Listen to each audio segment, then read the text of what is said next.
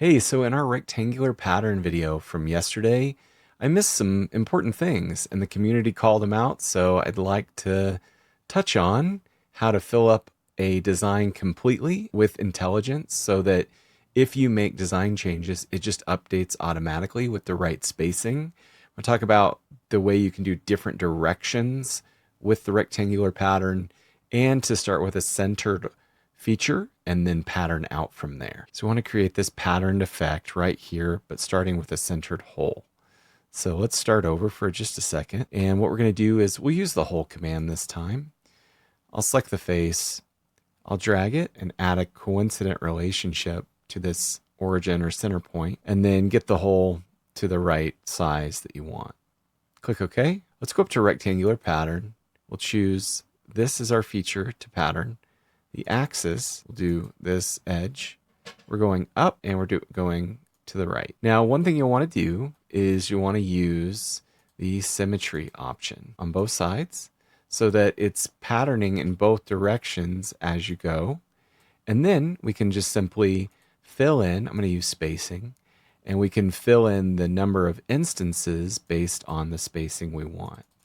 Let's bring down the spacing a little bit. Bring this a little tighter. And this a little tighter. And then I'm just going to start adding instances, and it does it to both sides. I want that. And then how about that? I can tighten up the spacing if I want to. If I want to get those instances in. Looks good. Optimized. That's a great idea to use optimized. I'll click OK. And there we go. Looks good. So that's from the center. Now, I saw this trick made by Jay Willis on YouTube. I've seen a few of his videos. I think they're awesome. It's really cool content. What he did was he basically patterned this and went past. So if we do, let's get the spacing just right so that it looks kind of cool on all four sides. There we go.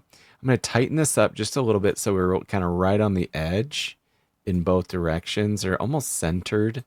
So we'll try, there we go. That looks pretty good. I like that. Perfect. So what we'll do is click OK, and it solves it. And it leaves this cool kind of outer grid, and this looks really cool with honeycomb designs. But what we can do is go back to the original plate and just simply add an offset. And there's a few different ways of doing this, but I'm just going to add an offset that we're not extruding yet. We'll give it a value, whatever the border you want it to be. If you want it to be, we'll do the spacing we like. So we have this border. We click Finish Sketch. And we can add this after the fact, but we can add at the beginning as well. I'm now going to extrude this original sketch. Turn my sketches on. I'll choose just this outer profile, bring it up, and I'm going to select a little point right here so that it knows to match the height to that. We can join it, or we could do a separate body so that we could do different colors easily, but looks pretty slick, pretty cool. I love that trick. The next one came up in the community on the comments in YouTube from Bob Watkins. He called out that you don't have to do axes that are perpendicular, which is very cool. I did fail to mention that. So let's look at how we can do it. If we do a regular linear pattern, or rectangular pattern, and we do this hole on this axis, by default, it's going to do them perpendicular to each other. Select the hole, and we're going to do this bottom edge. By default, it wants to do perpendicular off this edge. And there we go. So that looks fine, but maybe that's not what you want. So instead, let's go back and let's do a sketch and sketch exactly what we want. But with a line, and starting from the center, we're going to come out at this angle. And also, we're going to come up at this angle. Not perpendicular, two very different angles. Can play with that, put dimensions on. Finish sketch. And now when we go to the rectangular pattern, I'm going to choose the hole. And the axis, this is the tricky part, select the first one. Then you need to hold Command or Control and select the other. Now it's going to put holes along these two as your design axes. Great call out on this one. Very cool. And finally, let's do this. So I've got a plate and I'd like to fill it up with holes, but there's always going to be a little bit of spacing at the edge. I want it to be intelligent. I want to change this to 800, and no matter what, the spacing will stay at 5. Or if the spacing changes to 15, it should be 15 on both sides, no matter what. So let's show you how to do this using parameters. I have a plate, that's, let's say, 300 by 300. I'm going to sketch a circle, and then we'll dimension it to get it exactly where we want it. I'm going to put in a diameter, say 15. I'll put a distance to the edge. Now, this is an important part, is I want to do the spacing from here to here and the distance from the center to the edge and the distance from the center to the other edge. So basically the radius twice. And I'd like to see this as a radius. It makes my life a little bit easier. So I'm going to do toggle to radius, and I want to get the value from this edge to this edge instead of to the center. I'll delete it, go to Smart Dimension, I'm going to choose this edge, and then I'm going to right click on the arc or the circle and choose the arc tangent. It now lets me place that value to the arc. These are all going to be controllable with our parameters. We also have the overall width. Let's make sure that this value is a parameter. So I'm going to type in width equals 300. I'll come up to those dimensions. Let's give it a name that makes sense. So how about, I'm going to call this the offset equals. Just give it a name that makes sense that you can remember. And then this is the hole. For this radius, I'm going to double click on it and I'll say that this is radius equals 10. Great. Now what we want to do is use a parameter or an equation in our rectangular pattern. So we'll finish this.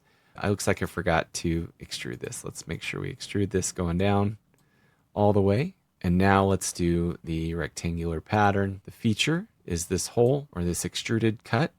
The axis is this edge. And now here's where the math comes in. We're going to put all of that in this distance value. So I know I want the overall width. If I just do the width, and we need to make sure we choose extents because we're using the total extent of the model. I'm going to use the extent. I'll choose width. Now, when we just accept this, the problem is it's going to put that next hole off in space. Let's look at the preview again so we can see it. You can see that it's basically adding the full length of the plate from the center of this hole. Now, what I want to do is back this off using the radius, the distance to the edge, and then the radius again, and the distance to the edge again, so that all of that is factored in. So it's effectively the diameter plus the distance to edge twice. So the way I'll do it is we'll subtract 2 times the radius plus the offset.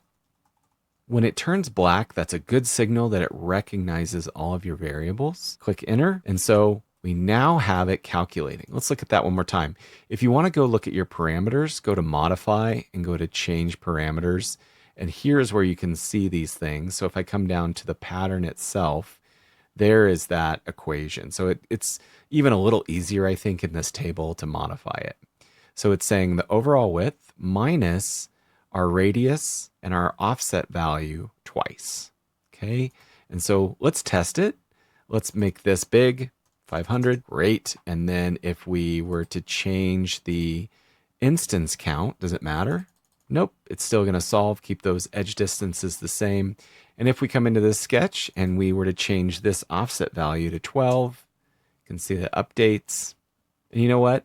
To make this intelligent, since it's not, where I'm going to do the edge to this arc, place it, and we'll make sure that it's always the same as that one. I'll just click on it and hit enter. Now it's tied to that. So it's going to stay intelligent so that when I make this a bigger value, they both update. Click OK, and you can see the pattern updates correctly. Hey, so we're continuing to crank through all of these cool Fusion features one at a time. Join in. I'll see you guys tomorrow.